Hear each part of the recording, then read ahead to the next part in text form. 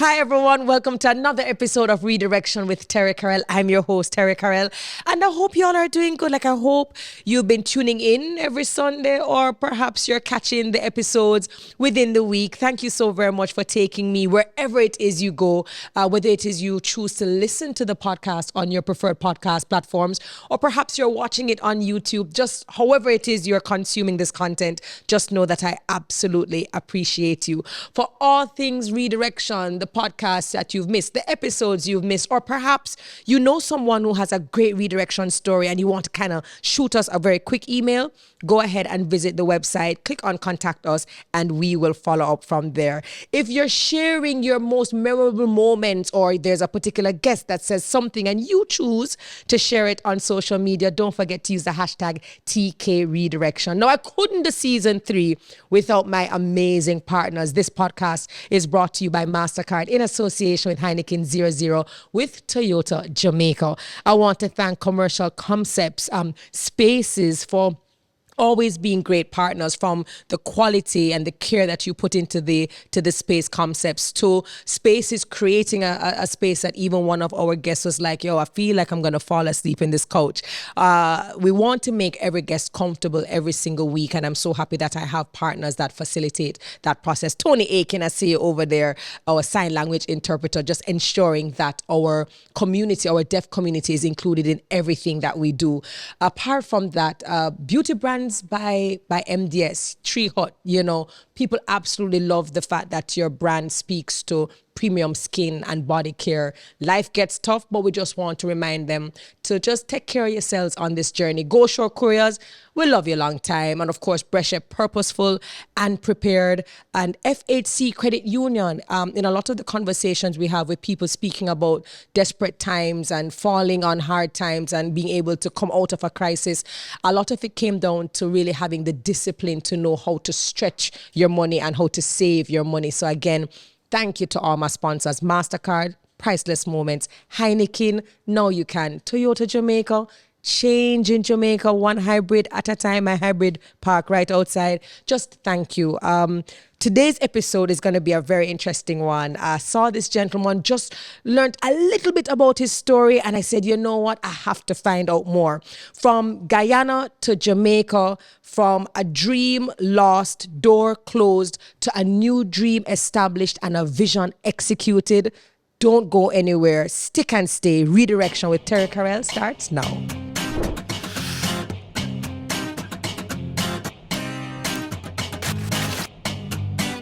Sir Christopher, welcome to the Redirection seat. Thank you for having me here. No problem. It's exciting. I'm nervous. You're nervous? No, man. This is why we make the set look like it's a living room, because we want you to cock up, feel good, relax. How you feeling? I'm good. You need to add some whiskey. Add some whiskey. We can do a little thing for you. Funny enough, I just came back from Guyana maybe about a week and a half ago. I was there because I was invited as a keynote speaker for Unicom, and we ended up being there for Guyana's Independence Day, and it was just such a nice vibe. Like, Guyana is a special place. You people are special people. So it's a beautiful country. It's rainforest. Yes. It's 98% covered with trees. Mm-hmm. So you don't see much development like Kingston in terms of urban and building and so on. And it's well spaced out. It's a very small population. It's just 800,000 people now. It's 22 times the size of Jamaica, so you're talking about huge land space, 83,000 square mile. Some rivers, huge rivers, a lot of waterfalls too I've seen. Yeah, there are, to my knowledge, is about 85 that I know. I've only seen 25. The largest river, Essequibo, has 365 islands in it. What? So island per day. Yeah, you can Google it. What? Well, I know that they say Guyana is a land of many water. There you go. Yes. But I'm just so happy to have you here because, as you know, we try to find people with really interesting stories, redirection. And so you operate as an aviation professional. Yes, I am. Technical, and I found out from a birdie that this is not really where you saw yourself. This is not what you wanted to do. Well, in all justification, I saw myself in aviation as a pilot. Yes. Flying those commercial airliners. Yeah. But this is now where I ended up at this stage of my life. And it was different for me, you know? So as a child growing up, you always see the aircraft flying overhead. You're always thinking, oh, can I fix the plane and fly the plane, you know? Yes. Your family will take you to the airport. You see your auntie leaving, your uncle coming. There's always so much fun thing, and it's always intriguing about airplanes. So, and it's different. I don't mean to cut you. It's also different because that's one thing I noticed, that when you're leaving Guyana and you're coming, like, people can be right there. Like, there is no separation between there's none. There's the people who are traveling and the people who aren't. So I can see how intimate that would have been for you know, you always wanted to do it. But then, you know, you're growing up, single mother. So she got 2 children, you're coming up. So it never seemed realistic. It wasn't a reality in my mind. It wasn't like, it's going to happen. That's a dream. Pipe dream. But somewhere along the line, you know, you started to see more of the dream. And at a certain age, we moved from the city and we went to the country area, as you would call it here in Jamaica. So we moved to the extremities of the city, which is the beginning of the country. Yes. So there's cane fields. So early morning, the crop dusters, the spray planes would come and spray the cane. So you know, it's like, whoa, this is not what I see in the city. This is more personal, more close. So the fire was reignited. It was lit again. But knowing the cost, right, or the assumption of the cost, it was, you know, unreachable. And I was graduating secondary school, leaving, and then there were career talk, you know, the career right. Thing. And then I heard about, you know, the pilots and things, and I was like, all right, cool, there's a school in Guyana. I didn't know this. I thought I had to leave.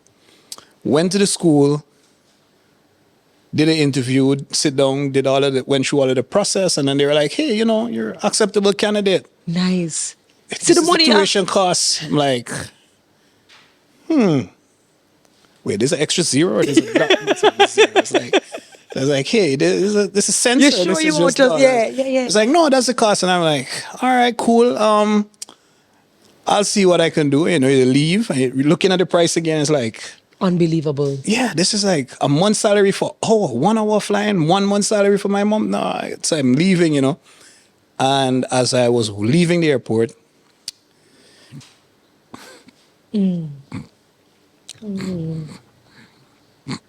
it's fine.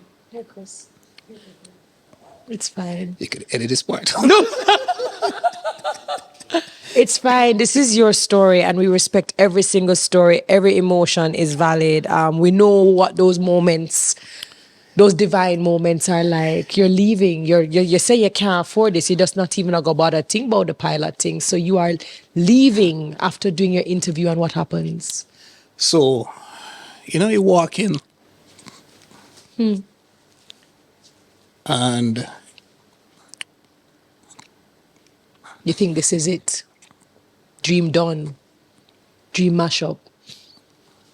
What happens? And what is happening that is causing you to be so emotional? Maybe I really should have gotten you the whiskey. I really probably should have gotten you the whiskey. You're leaving. When you remember the challenges, it's what brings out the emotion. Yeah. Did you think that piloting was going to be a way to help mommy out, help the family, help you? So I was leaving and I was this emotional. And, you know, in Guyana, people will usually, they would stop and give you a ride, a lift. And this woman, she stopped and she gave me a lift and she saw I was teared up just like this. And she asked me what's happening and I told her. And she said, no, you know, her husband is a director for the engineering school and I should try that. And without her even responding, she just made a U-turn. Wow. Went back to the school. I mean, by all fairness, now you're looking back at it, she was looking out for her husband's business. Like, you know, I have a student now for him. And so I went there again. You know, I managed to go through the process, aptitude tests, everything, you know. And then they gave me the cost as well. And I was like, oh, it's not so bad. I mean, it moved from, you know, my mom's month salary for 1 hour to a month, but it's still unattainable, you know. It was hard. So I think they realized, but they wouldn't tell you no. You know, they would say, oh, you know, you can. So right away, I know my name was at the bottom of the list. Because, you know, they fold the slots based on who could pay. I mean, it's a business.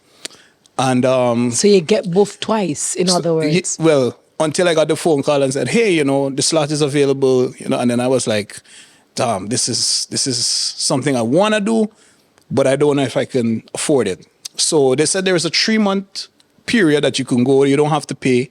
Wow. And so you can start in September of the year. I remember the date, September the 8th. So you can go, you can start. There's no commitment. You do 3 months because the actual training doesn't start until January. But they give everyone a 3 month to see if this is what you want to do. And I was there for the 3 month. And, you know, all the time I was like, yeah, this is what I want to do. This is what I got to do. This is what I want to do. And are you thinking about the money that is going to come eventually? I couldn't. I would have been depressed. So I spoke to some family members, you know, they're like, yeah, we're going to help you. You know, don't worry about it. Shit, help where? One help. My aunt, she helped. My grandma helped too, but, you know, she was pensioner retired. Right. So, but, you know, so the Christmas came and, you know, the school closed now. So you got to go back home and you figure it out. So my friend, Mahindra, he called me. He's like, hey, I need some assistance at the hotel. Could you come in and fill in? And I'm like, yeah, I can come. So I went to the hotel. And how old are you around this time? Like how old? 17 plus going into 18. Yeah, or just turned 18. Yeah. So I went to the hotel and I started to work. And then I was like, I'm going to do this. And, you know, people would be like, don't worry about it. Yeah, you know, it's like one of those things where, you know, because they know where you're from and what you're doing, it's like, it's unattainable, you know, you're not going to make that. And eventually, within a month, I managed to raise the first term money, which was 3 months down payments. I got the money and I just went, deposited it. You say you never go party, you never go lime, you just make sure you put down your money. Put down the money. Wow. So I did what I had to do, and then I was like, all right, so we're gonna figure out the next 3 months after that. But I continued to work on the weekends. So I did Friday evenings from 4 p.m. to midnight, and then I did Saturday from 5 a.m. to midnight, and then I did Sunday from 5 a.m. to 2 p.m. So I did 4 shifts on the weekend, and I started to do the 4 shifts, but it wasn't enough. So, but I continued. But then I learned the business. I learned the job. I learned how to be a good host, a good bartender, a good pool boy. And then the tips started to roll in, you know. And then guests would come and say, hey, I need this, I need that. And I'd be like, cool, the hotel doesn't have it. I'll get it for you. So I would just run out, get it, come back in. They're happy. Problem solver. Give you a tip. Manager happy because he not here, but no complaining from no guests. And, you know, and then for some strange reason, it just happened. 3 years went by. Things were paid for, ups and downs. There was one point where I couldn't pay for the school fee. So the school said, hey, we got to put you out. Then I made it up, get through. Then, you know, like, then the church stepped in at one time. Then, you know, so it was challenging. Talk to me about that discipline. You know, you're young. You started out young. And not everybody, even if you speak to youngsters right now who have dreams, would be able to, have the attitude and the approach to just take any job, a small job, a little job, just start somewhere. Then when you get the money in your hand, like that discipline, where do you think you learned that discipline from? It wasn't discipline, you know. It wasn't? It was desperation. That's a good one. It was desperation. How was mommy and what was mommy's support like during all of this? I am married. And if I want to go back to school tomorrow, my mom will start to work. That's mom. And in fact, the reason why you're in Jamaica, I understand that, as you said, married, you know, you come Jamaican. Is it that you came to Jamaica and fell in love with? No. She's Guyanese. She's Guyanese, but you came. But you came to the land of love. You not have put in Jamaica. Yeah, well, I visited first, and then, you know, I came a few times, and, you know, she was here, and we hung out, and the fire sparked, and, you know, everything happened. It was beautiful. But yeah, she's Guyanese. Lovely. Yeah, I don't think I came to Jamaica searching for love. I think I fell in love before. I just came to Jamaica for. But I can say I fell in love with Jamaica, though. So, that's beautiful. Yeah, Jamaica is a beautiful place. It's a unique country. It has nice beaches, you know.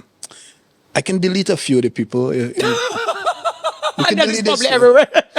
Probably everywhere. I mean, some of the drivers and some of the No, I think Jamaicans themselves will agree when you talk about some of the driving that takes place. But Yeah. you talk about the ups, the downs. Sometimes the church had to step in.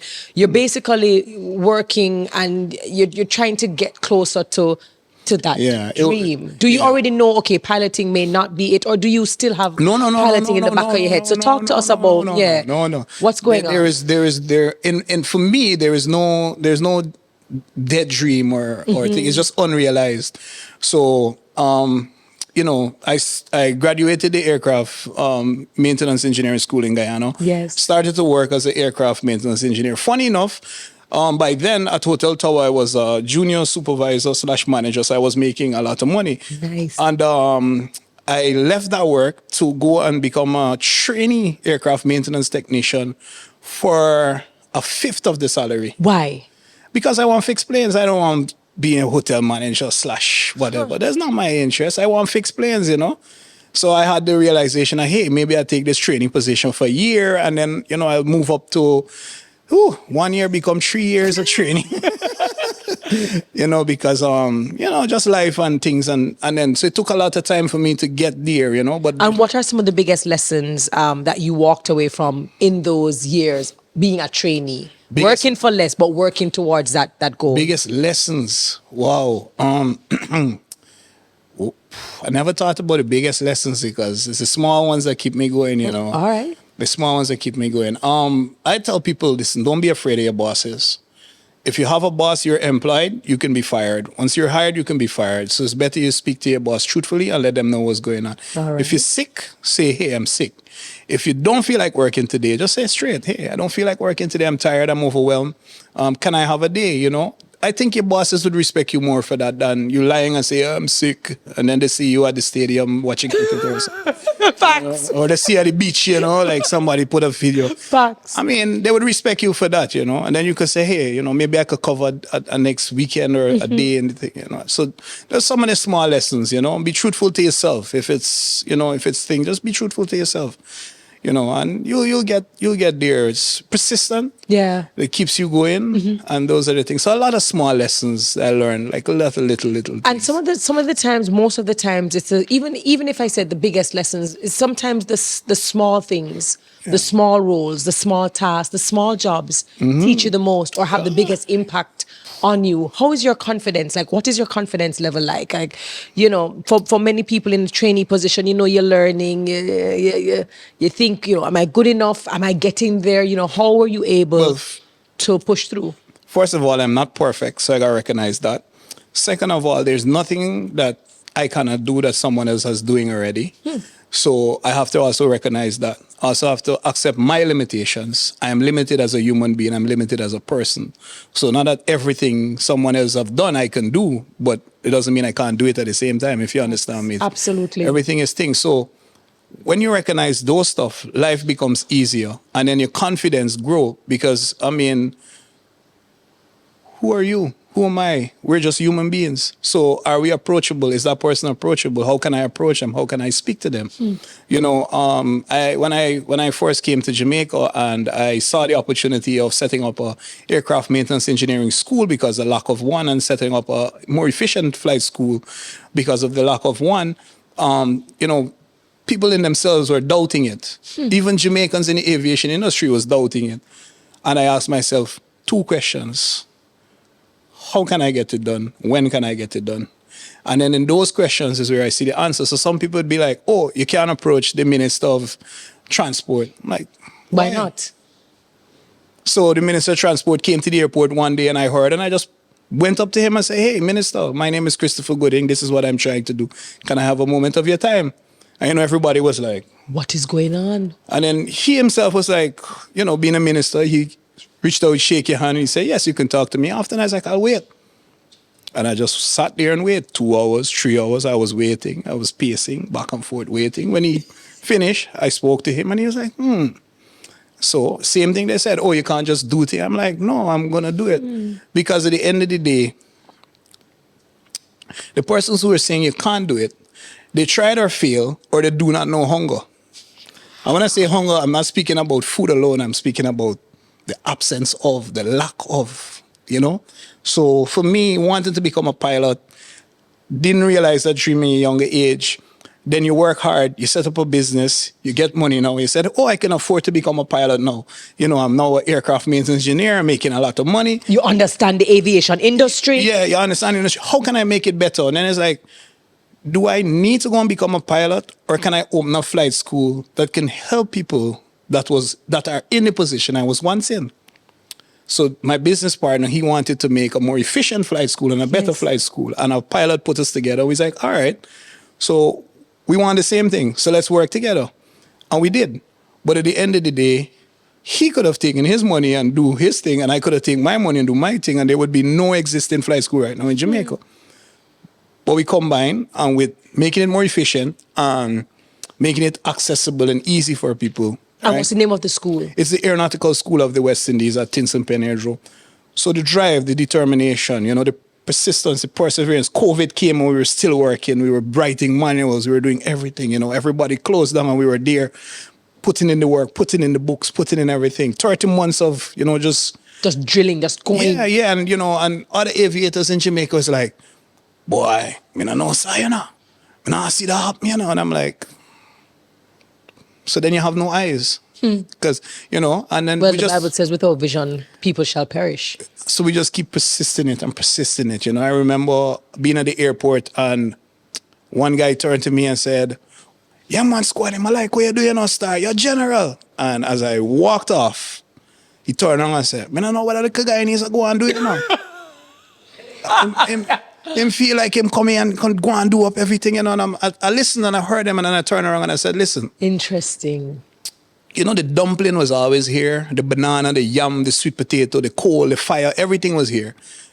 I came and I saw it through difficulty. You know, we put on the pot. So now everything is boiling and cooking. If you want some dumpling, just ask. Don't knock the pot. Yeah. Don't try to knock over the pot or try to disrupt the thing. You know, let's work together. Let's build a relationship, build a unity. And then, you know, triggering him and he was like, I see, you're not excluding us, you're including us. And I'm like, who you think are doing it for me? I don't need to be a pilot anymore. I don't need these things as a desire. I would like to do it, but I'm doing it for the people who are in the position I was in. Correct. You know, so like, to be honest, without being boastful,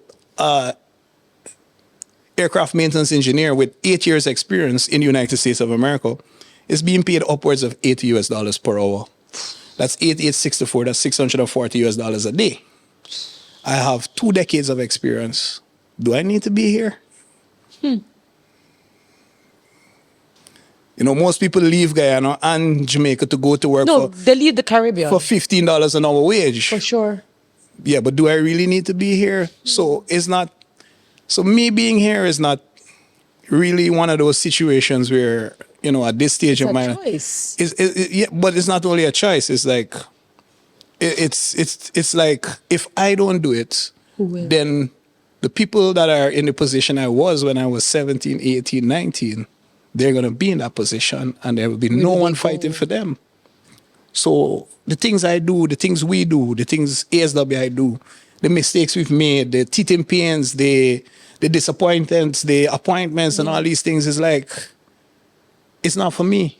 What was one of the first business lessons you learned opening up your school? You see how you say, you know, there are teething pains, there's the trials, the tribulations. When you're just starting a business, it don't matter how small how small it is. You can't cover all bases, but you learn as you go along. What was one of the things that happened, or one of the mistakes where you say, oh, definitely I can learn from this. Let's tweak this. Let's fix this.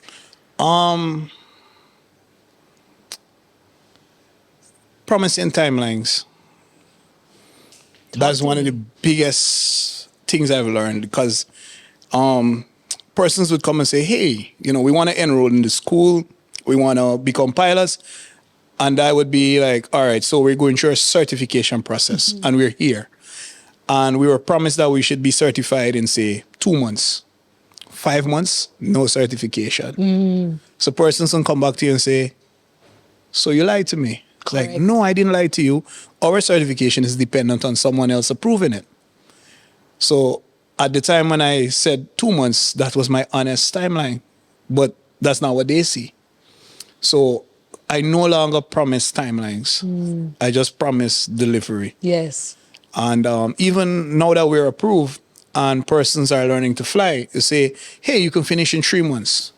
That's a true fact. You can finish within 3 months, providing you have all your financial, Correct. money, and then you have the aptitude and the attitude, providing the weather is good and the aircraft is serviceable. You can finish in 3 months for your private pilot. Most people don't. So I stopped promising timelines. In business, I no longer promise timelines. I just deliver. If someone do ask me a timeline, I'll say 6 months. And Give then yourself room. delivering 4 or 5, they'd be happier than. But when you're young and you're enthusiastic and you're like, yeah, man, we could. But So let me ask you this. How did it feel? So we've seen, or I've seen videos on social media. I'm a fan of these kinds of videos where you see people who start their business and they open their doors for the first time and they get that first customer. The first customer who buys the cupcake. The first customer who... Oh. How did that feel? I had customers before we opened. Hi! That's a big speech. No, we had customers because when the vision was in my head, Yes. when it was here, I saw the customers. I know who I wanted. I know the target market. So what I did, I actually started to engage clients before the business was a reality. And I started the Aeronautical Club of the West Indies, and I made it a club. So you can come to the club, we all can sit and talk, we all can do this thing together. Around the same interests, yes. We all at the same level. And people came who are still my customers, who are still with me, who are working for me, who have received scholarship from me, and they were there from day one.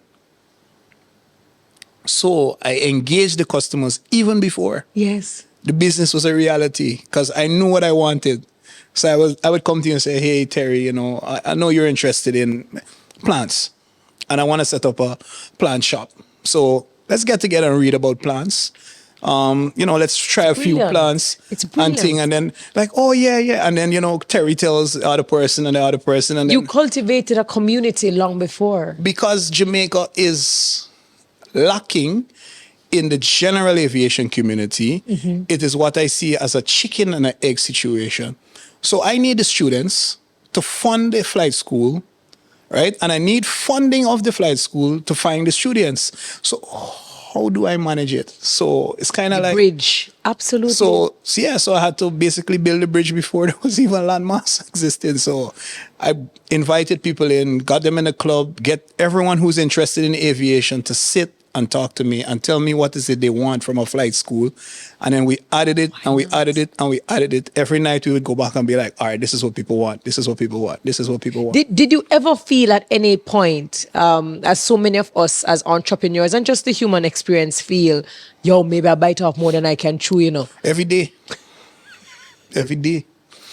Even today. I was like, I had you booked for 10 and then CVM called and say, hey, can you come for 7:30? I'm like, oh. And then my phone has like 500 messages of people waiting for me to fix their planes. And I'm like, I need to go to China and get a clone. Good.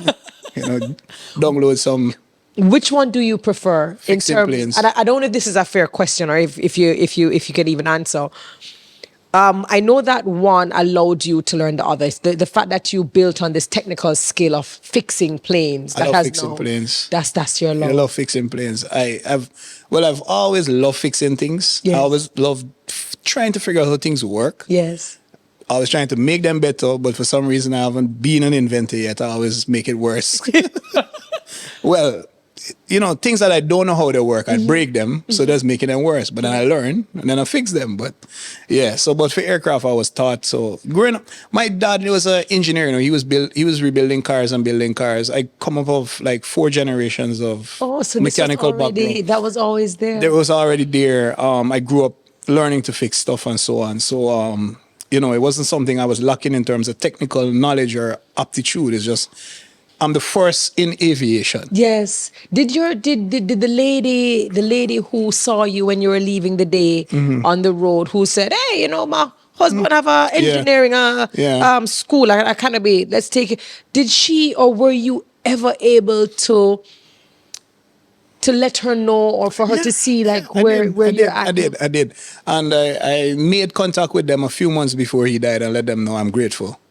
Because this guy would pressure me for no reason. Like, he would see 5 of us doing nothing, and he would let 4 of them go, and he would just pressure me for no reason. Like, and then when I came to Jamaica and I started out on my own with no, I should say, background from where I come from, right? You start on your own. There's nobody here that you know. There's nobody to lean on, just your own.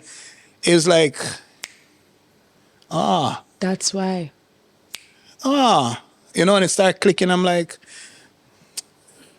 you know, it wasn't unnecessary pressure. It's just that I never see at that time, I never see it. I just used to be like, why are you picking on me? Why this Chinese man picking on me? Like, nobody else to go and pick on? Yeah. Like, you know, so it was one of those things where. Talk to me about that.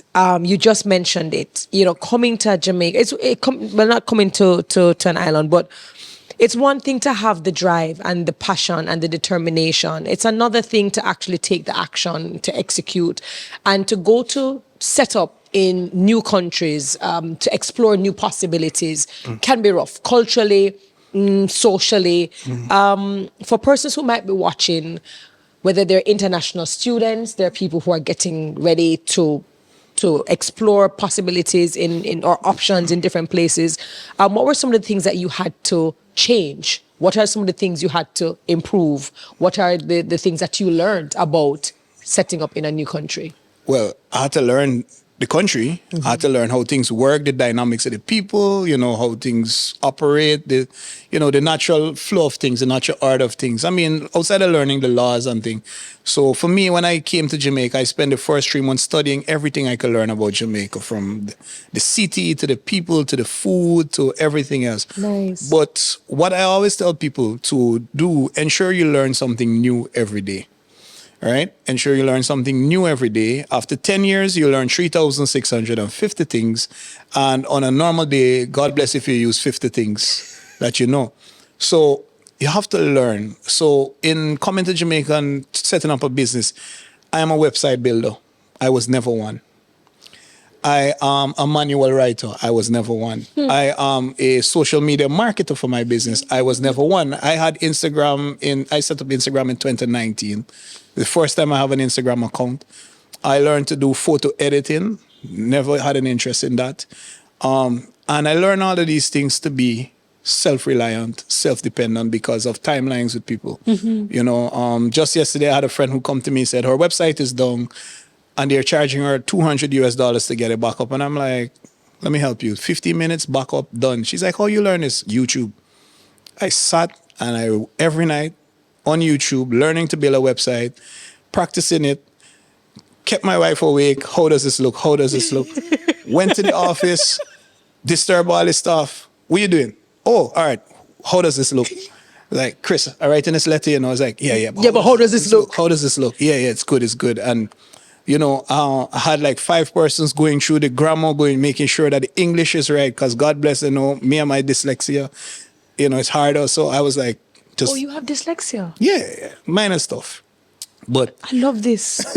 But, you know, it's just one of those things where you got to learn. You got to learn. You can't depend on people to, you know, you got to learn it. You just learn. Just learn. I think one of the biggest takeaways for me listening to you speak is the fact that there is no ego. And the reason why I say that is I think in order for people to learn and to be open to learning, it means that you have to acknowledge that there is room for growth. There is acknowledgement that I don't know everything and that other eyes and people's opinions and input, knowing you clearly you know who to filter and who to listen to. They allow you to get good feedback that can only teach you to get better. That's true. And no, that is actually what you did, because you could have built a website and say, well, this looks good to me and I'm going to do it as is. But the fact that you don't have a problem asking and saying, hey, can I get your feedback, means that people like you typically learn and grow at a much faster pace than people who... And I still don't like how it look. And you still don't like how you remind me of somebody called Jermaine. I'm trying to improve it because, you know, I'm limited I don't have that UX and UI and all of these things they call it with the website stuff, right? So I build the best I can build. And one of my very good friends and assistant, Hassan, and she's helpful. She contributed the best she can. Andrew, Gary, everybody contributed the best they can. Yes. But can we do more? Yes, we can. What are our limitations? This is our limitations. Can we employ someone to do more? Yes. What are the resources we might need?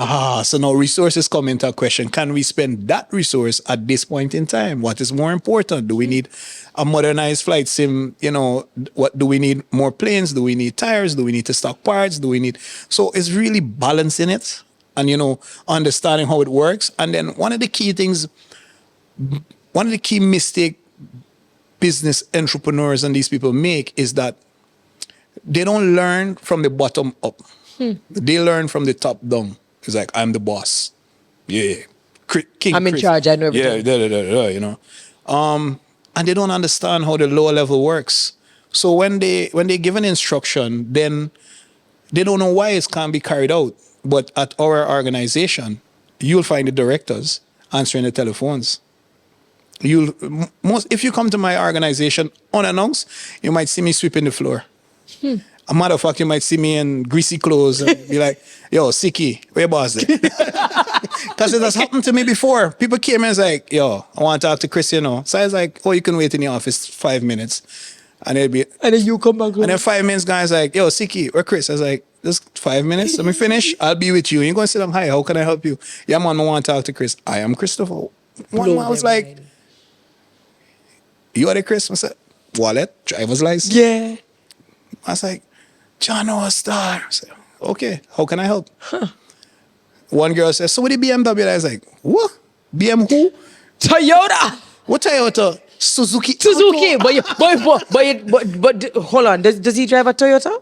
That's a gift. That's a very nice. Listen, big up. Listen, Toyota is one of my partners. No, so I love Toyotas. This is the second one we got. The first, I rely on Toyotas. But my first car in Jamaica was a Suzuki Alto. Really? Drove it for 6 years. Went to all the business meetings. Went to all the executive meetings. People see a roll up with a little Toyota. One guy was like, yo, my G, you have to drive a Porsche now. And I'm like, why? And he's like, the little Suzuki don't make sense. I was like, this guy is messing with my ego. How do I win? Yes. So I was like, how fast can you get to Ocho Rios? And he's like, Chano, about 4 to 5 minutes. So I was like, all right, cool. I'll race you to Ocho Rios. He's like, I can't. I said, all right, go ahead. See, he don't know what else I have. He's just ego, right? This white Porsche Cayenne or some big. I was like, one day I'm gonna own one of that, but for now, Suzuki can do Betsy. So he drove off. I drove off with Betsy. He made the right turn from AC heading up to Boulevard. I made the left down to Tinson Pen. Jump in one of the small planes, my pilot. Fly to Cheerios. Come on, boy. Where are you? Boy, I'm just into the toll, I said, well, pick me up when you reach Ochi. Here, man, wait, I said at the airport, waiting for you. Look a ping, ping. Yo, that's the biggest flex in my... Listen. That is the biggest flex in my life. You say, yo, but I still drove a Suzuki Alto. But you sit... Yeah, they took it away from me. Like, they literally forced me to get but it is interesting, how you speak about sometimes people learning top down or they speak down as opposed to learning bottom up, because we believe that as we become CEOs and we are chairmen, chairpersons, we are C-suite, we are managing directors, executive directors, there is a distance. It is expected that there should be now a distance that establishes status, that when people see you, they know who you are. So when they see someone greased up, working on the floor, sweeping the floor, and then they realize that this is the CEO or this is the managing director, there's still people who have to wrap in their minds how this is even possible. If you don't know who I am before you see me, then I shouldn't be showing you who I am. So I don't want to impress you. I don't need to impress you. So at the end of the day, I've never seen Lee Chin in person. I know who he is. So he doesn't have to impress me, right? I know who Terri-Karelle was before I met her. You don't have to impress me. So no, I saw you with the interviews on Instagram Right, and things. thank you. I know some of these people, so there's no need to impress anyone. So if I have to impress you with We're already a starting title, off on a very bad level. have to impress you with a title, or what do I drive, or what do I wear, then all you're gonna see is material stuff, right? So that's one thing. But then the next thing in working, if I can't do what the junior staff do to the senior staff do, then how can I make my company more efficient? How can I then establish what is a more efficient way of getting things done? What is the best way of getting things done? So you got to realize that though you might be invested in it and you're the top of the food chain and you're there, how did you get there? Who did you climb on to get there? Your staff is the supporting pillars, right? They do all of the stuff Absolutely. that you are unable to do. So then you can't really overlook their position. You can't really disrespect them in a certain manner. Absolutely. And you just gotta work with it. I don't say you take disrespect from them, but at some point in time, you gotta be at the same level. Everybody gotta understand we're on the same team. We could play the same role. You can do the same thing. Like I give you an example. I manage a flight school. I run a flight school. I do aircraft maintenance for a living. That's what keeps me alive. This pays the bill. But if a customer walks into the flight school and said, "Hey, I would like to sign up," and the young lady at the front desk is not there, and I'm there. Now she's not there. I am at the top of the food chain. I don't do nothing but signing up. Who signs up that client? The client leaves. Opportunity loss. No, I can sign up the client. No, let me play another scenario. The lady that cleans the facility, she's not there and somebody spilled food or drink or beverage or something, and two clients walk in the door and see it there. That's a turnoff. But I'm there, I can clean it. I can take the phone calls, I can do the emails, I can represent the company, I can do all of these things. So if any staff is not there for any reason, you can fill that gap. And that's the key of having a successful business. It's not about how much money you put inside. It's not about you being the CEO and the entire Jamaica know your name or whatever. It's the fact that you can work from the doorman position to the CEO position and you could fill that gap. And you just do it with pride. Listen, this is my business. So if I don't clean it, who's going to clean it? No. See me scrubbing the toilet? No, you're absolutely right. Of all the aircrafts you've fixed, you've worked on, I guess the question would be, which one was maybe your most challenging? Or I don't know if it's the aircraft all or particular. All of them. Aircraft are like And do women. you have a preference? Aircraft is like women. Each unique, each different, each beautiful. And if you don't spend the right amount of money, you're going to lose money. And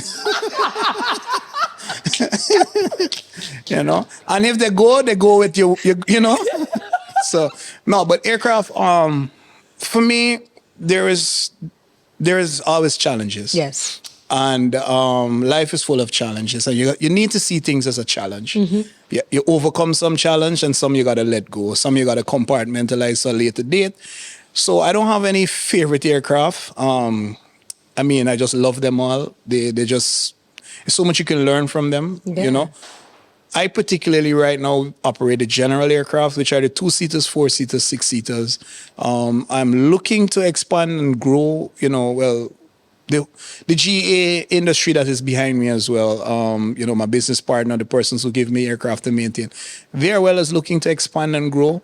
We're trying to put Jamaica back on the map when it comes to general aviation.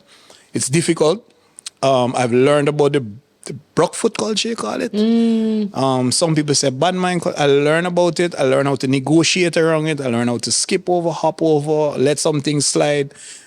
So we're trying to rebuild that sector in Jamaica that's lacking. It's weak. And, that's going to contribute significantly to the Jamaican GDP. Yes. I don't think a lot of Jamaicans realize the potential of that because, being an island and a tourist destination, it's so easy to jump on a large community aircraft and travel to Miami, hour and a half, you're there. But when you're talking about getting to Negril in 50 minutes. We talk about this all the time. Getting to Negril in I have an aircraft there can get you to Negril in 30 minutes. I have business people who would go to Portland in 20 minutes, do a 2-hour business meeting back in Kingston for lunch.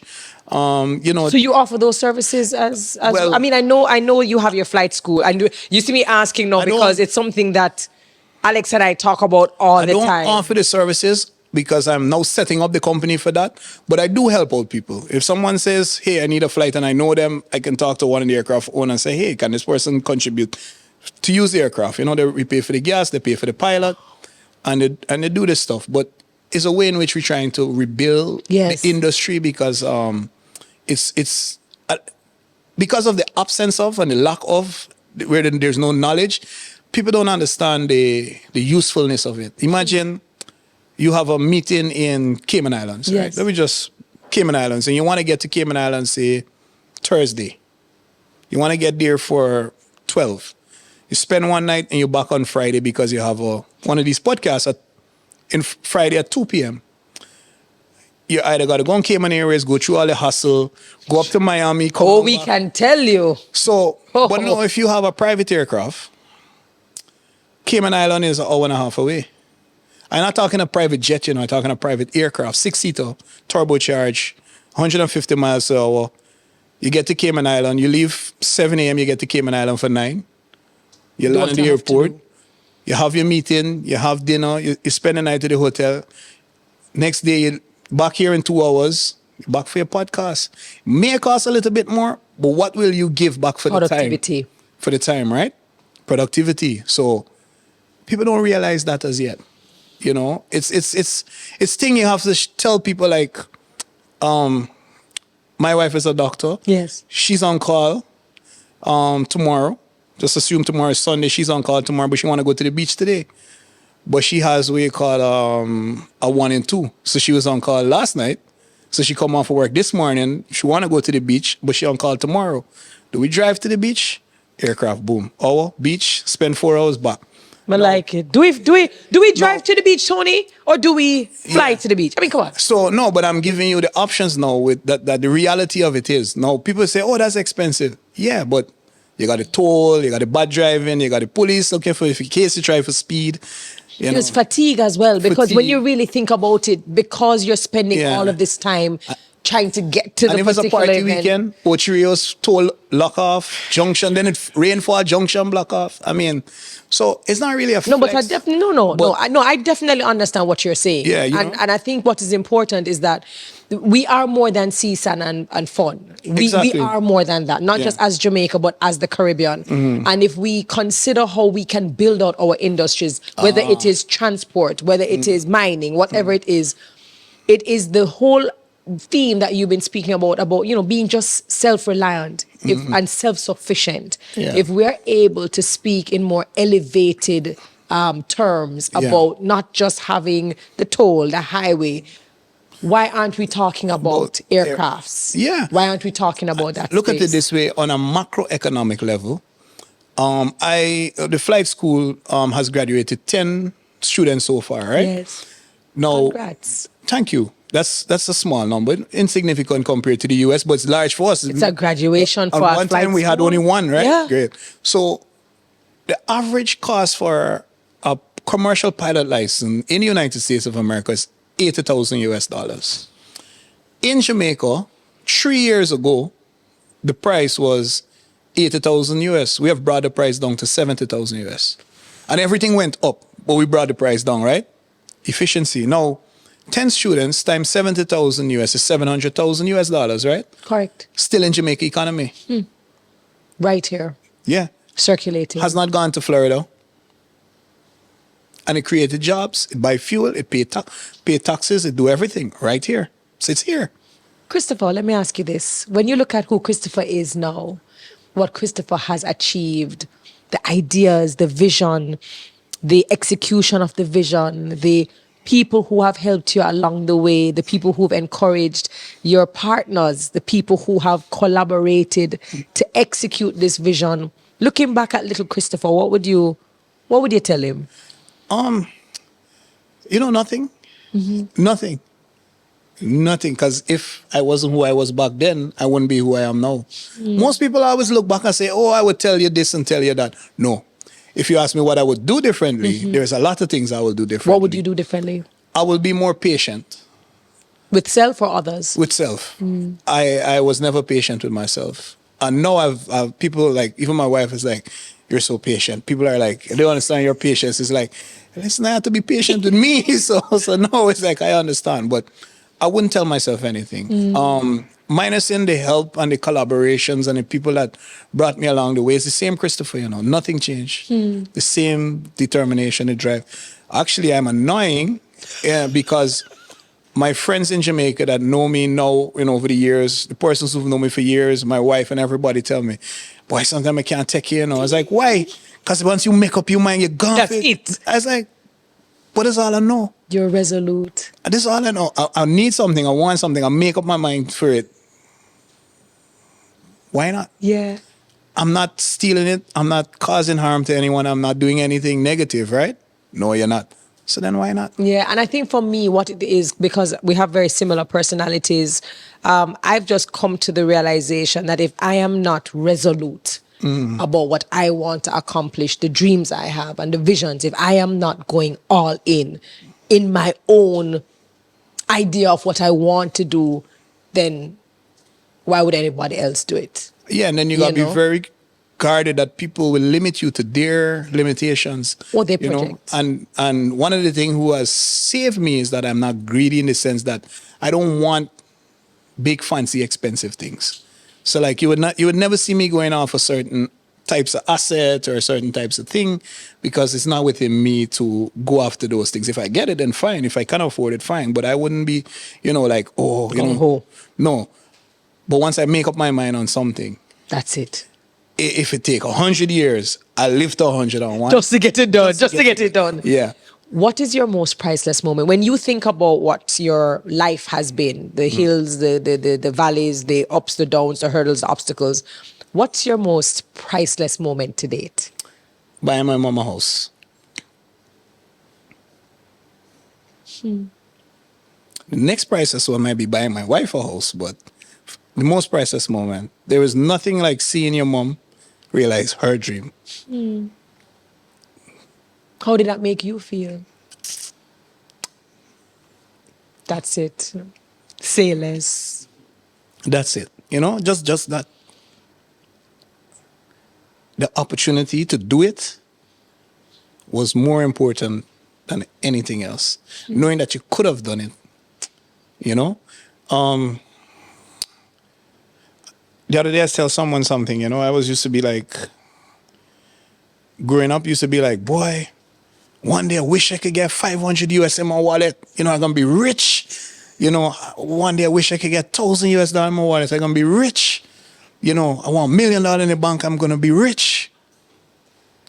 And I was looking back at some of our expenses, a young businessman, you know, buying aircraft tires and buying aircraft parts and all of these things. And I'm like, but I'm rich. You know, it didn't dawn on me like, and then, because I remember what I always wanted to, you know, like when you're growing up. I don't know if it happened to anybody. Like even you growing up, it's like, of course. You know, one day I can get $10,000 US in the bank. I'm going to be rich. We used to pick leaf off the tree and that was our money. I think everybody used, I don't know if that's a Caribbean thing, but we used to pick the leaf and that used to be our representation. Then, you know, you fold your money and you count it and you flip it around and fold it again and count it, right? So, but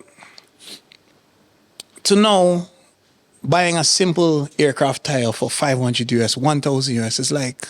But you did it. Yeah, so now it's like, I'm spending the money I wish I had to call myself rich, you know, because that was what I see at that point in time. That was my like limit, like 500 US. Yeah, man, I'm gonna be rich. And now I'm like walking around with $20 US in my wallet, and I'm like, but I just spent all this money on aircraft parts and blah blah blah. But the picture is so much bigger. And then when you look back at it, I'm like, so yeah, I saw this back then, you know, and it was like, so now it's like a surreal thing, you know, and, you know, I'm not there yet where I can flex on people and, you know, like some people could go in the club and, I don't know, some crazy guy washing a car with some fancy alcohol and these things. I mean, I wouldn't even be those type of persons, but it's just to show you that when you're growing up and you had a vision, like this is what you're going to, this is your limit of rich. And now when you're looking back and, you know, you're not where you want to be, but you're looking back realizing, but I've surpassed where I thought I'd be. Absolutely. So it's like... You've exceeded even your own... Yeah, so how much more can I do? How much more can I get? And one of the things that I always tell myself is like, as much as you believe you can get, don't ever try to get more than someone else. Just try to get more than you had. And I always try to remind myself, like, all I need to do is be better than me yesterday, and then somebody had told me, it's like, but no, you're not better than you yesterday, just perfecting yesterday, so like you keep perfecting yourself. Correct. So it's just a lot of things. It's just one of those, I'm just one of those strange individuals who... No, I appreciate it. And the world needs strange individuals. And strange individuals are the ones who change the world. So my final question to you is, being someone who definitely experienced redirection in a way that you probably did not ever see coming, what is your definition of redirection? Wow. To be honest, I don't even know, like, my definition of redirection. It's so many, can I, rather than giving a definition, can I say something? Sure. So what I would advise people to do is to understand that you want to achieve something, and you set that target and you work towards it. And there will be many pathways to get there, Some of us has to go over the hill, some of us has to go in the valley, around the mountain. But you got to keep your eyes on what is it that you want to do, and you work towards that. And must remember that you can only get there one step at a time, So even driving a car, it's one turn, one road, 1 mile, 1 km at a time, and you just keep persistently working towards it. And always try to understand that even though you may not achieve it, the fact that you attempted to, and you try to, and you work towards it, must acknowledge that there is some gratification in that. It's not always going to be easy. It's not always going to be comfortable. And, you just got to keep working and working and working. And is it something you want to do and you never get to do it, then you must acknowledge that at least you try, so you will have no regrets. And that's the key. Just keep working towards it so you don't have no regrets. It's better to try and fail than to fail to try. Or to never try at all. Or to never, well, I don't know about the part. I don't know about the never try. Never try at all, exactly. But I thank you for that. And I think it is what you said in terms of there are going to be periods of discomfort. And I find that whenever redirection takes place, it requires flexibility, your ability or willingness to be open to change, to try, to discover, to explore, to fail, to learn, to improve, to grow. It takes courage, and I appreciate your story. You want to say something? Failure is key. True failure is where you learn. I don't know if you catch it. Because it's only until you fail then you understand what cannot be done and how you can do it better. Absolutely. Somebody said about a light bulb guy, 99 times he tried, didn't work, then the one time he tried, it worked. There you go. So he learned 99 times how not to make a light bulb, right? So in my personal story, I learned a few times how not to do business. Yes. How not to answer telephone, So now I'm like, this is the Aeronautical School of the West Indies. Christopher speaking. How can I help you? Yes. Or, before it's like, yo, well, go on. Yeah, man, right, babe. I'm just kidding. I know. But because sometimes you call some business like, hello? And you have to check the number to see if it's actually that. Am I calling? Yeah, man. Okay, all right, cool. It's a part of the process. It's a part of life. Yeah, it's a part of the journey. I'm going to arrange, I don't know if anybody on the Concepts crew is interested in learning how to fly. Look at everybody's hand going, look at everybody's hand going up. So we'll come down and I see that you have like a simulator and you have all kind of things going on. But thank you for sharing. I like the fact that we get different stories, different dreams, different redirections, different destinations, and not even destinations, but people who are at different stages and phases. I love the fact that even though you didn't become the pilot, that's fine, but it is what you did with what you were given after that really made the difference, and that the difference you tried to make is not just one for yourself and for your family, but what you're trying to do is something that is on a national level and on a Caribbean/West Indian level. And I think that vision is going to get it's going to be even bigger. And so I thank you for taking the time to sit in the Redirection seat with me. And certainly if you guys enjoyed this episode of Redirection with Terri-Karelle, please go ahead, let us know, like, comment, share, review, rate if you're listening to it on a podcast platform. If you're watching it right here on YouTube, go ahead and subscribe. And certainly if you are interested in learning how to fly, or perhaps you have an aircraft that needs some love, needs some looking after, please do not hesitate to contact Christopher Gooding. Extremely inspired and motivated by his story, and sending a whole heap of love to my people in Guyana. We will see you next week for another episode of Redirection with Terri-Karelle.